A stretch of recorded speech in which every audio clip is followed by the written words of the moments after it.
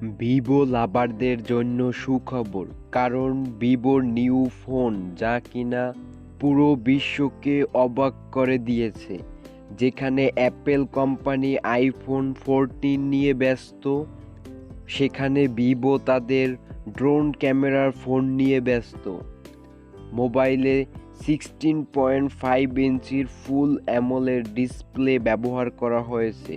ফোনটিতে থাকবে Snapdragon 750 5G platform ব্যবহার করা হয়েছে, যেখানে কিনা ফ্রি ফায়ার, পাবজির মতো হাই লেভেলের গেমগুলো প্লে করতে পারবেন। ফোনটি থেকে ড্রোন ক্যামেরা আলাদা হয়ে আকাশে উড়বে 4টি পাখার সাহায্যে, যেখানে কিনা আপনার হাতে ফোনটি রিমোট হিসাবে ব্যবহার করতে পারবেন।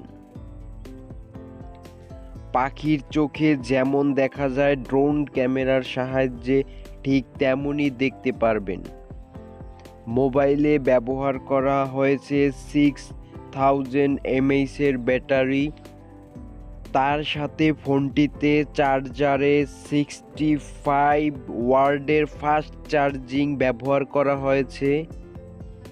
যেখানে একটা ড্রোন ক্যামেরার দাম 1 লাখ টাকার উপরে, সেখানে আপনি ভিভোর ড্রোন ক্যামেরার ফোনটি 1 লাখ টাকার আশেপাশে পেয়ে যাবেন।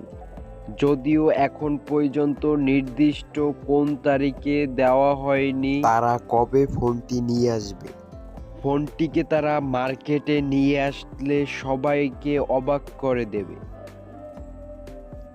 সো ভিভো ড্রোন ক্যামেরার ফোনটি নিয়ে আপনার কি মতামত, নিশ্চয়ই কমেন্ট বক্সে জানিয়ে দিবেন।